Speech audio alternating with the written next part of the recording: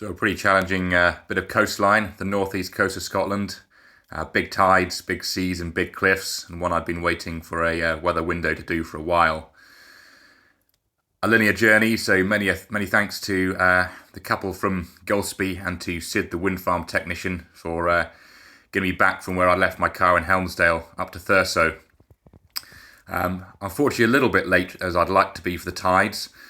But this saw me setting off just after lunchtime from Thurso with a strong tide behind me and Done It Head as the first goal.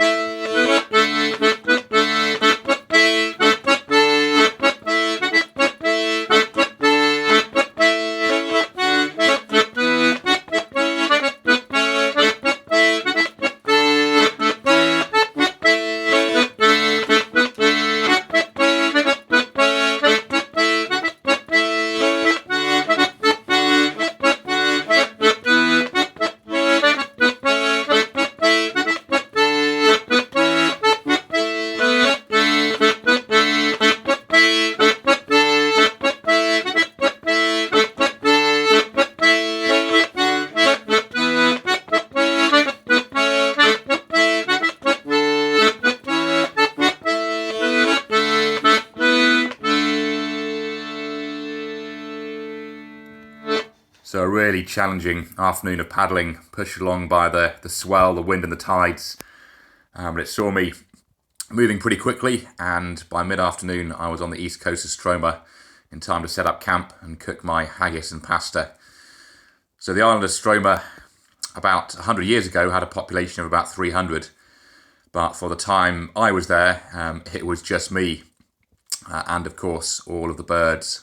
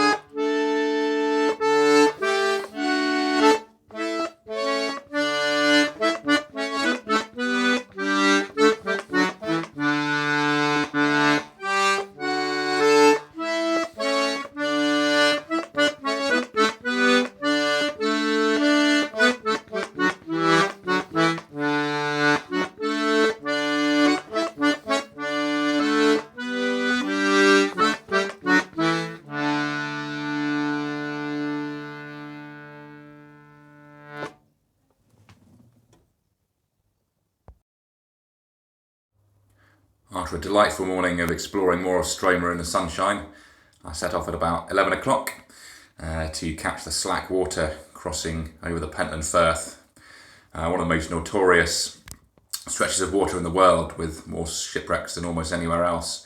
But fortunately for me today, the weather was very much in my favour, and I had a delightful paddle across with calm seas, which set me up for Duncansby Head and one of the best stretches of coastline in the whole of Scotland.